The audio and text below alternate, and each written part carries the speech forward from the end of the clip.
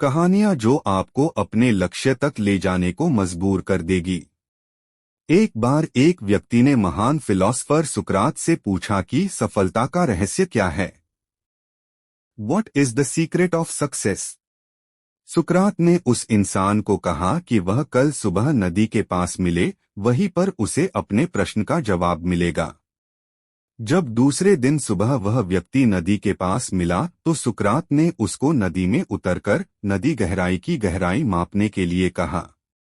वह व्यक्ति नदी में उतरकर आगे की तरफ जाने लगा। जैसे ही पानी उस व्यक्ति के नाक तक पहुंचा, पीछे से सुकरात ने आकर अचानक से उसका मुंह पानी में डुबो दिया। वह व्यक्ति बाहर निकलने के लिए झटपटाने लगा, कोशिश करने लगा, लेकिन सुकरात थोड़े ज्यादा स्ट्रांग थे। सुकरात ने उसे काफी देर तक पानी में डुबोए रखा।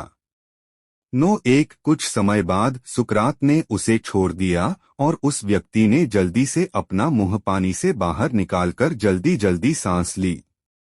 सुकरात ने उस व्यक्ति से पूछा, जब तुम पानी में थे तो तुम क्या चाहते थे? व्यक्ति ने कहा, जल्दी से बाहर निकलकर सांस लेना चाहता था।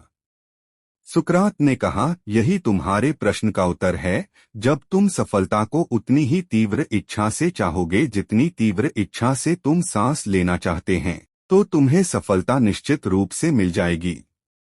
2 अभ्यास का महत्व। प्राचीन समय में विद्यार्थी गुरुकुल में रहकर ही पढ़ा करते थे।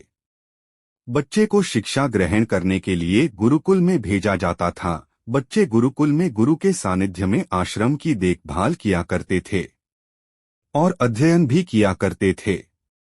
वरदराज को भी सभी की तरह गुरुकुल भेज दिया गया। वहां आश्रम में अपने साथियों के साथ घुलने मिलने लगा, लेकिन वह पढ़ने में बहुत ही कमजोर था। गुरुजी की कोई भी बात उसके बहुत कम समझ में आती थी। इस कारण सभी के बीच वह उपहास का कारण बनता है। उसके सारे साथी अगली कक्षा में चले गए, लेकिन वो आगे नहीं बढ़ पाया। गुरुजी जी ने भी आखिर हार मानकर उसे बोला, बेटा वरदराज, मैंने सारे प्रयास करके देख लिए हैं। अब यही उचित होगा कि तुम यहाँ अपना समय बर्बाद मत करो, अपने घर चले जाओ और घर वालों की काम में मदद करो। वरदराज ने भी सोचा कि शायद विद्या मेरी किस्मत में नहीं है और भारी मन से गुरुकुल से घर के लिए निकल गया। दोपहर का समय था।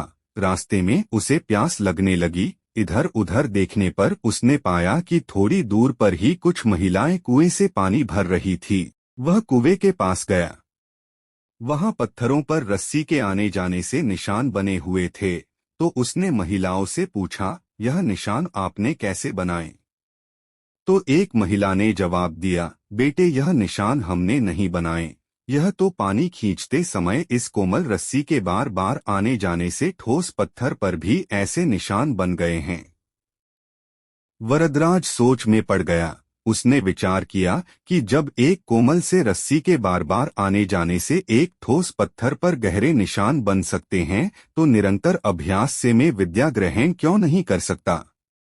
वरदराज ढेर सारे उत्साह के साथ वापस गुरुकुल आया और अथक कड़ी मेहनत की। गुरुजी ने भी खुश होकर भरपूर सहयोग किया। कुछ ही सालों बाद यही मंदबुद्धि बालक वरदराज आगे चलकर संस्कृत व्याकरण का महान विद्वान बना, जिसने लघु सिद्धांत कौमुदी, मध्य सिद्धांत कौमुदी, सार सिद्धांत कौमुदी, गीर्वाण मंजरी की रचना की।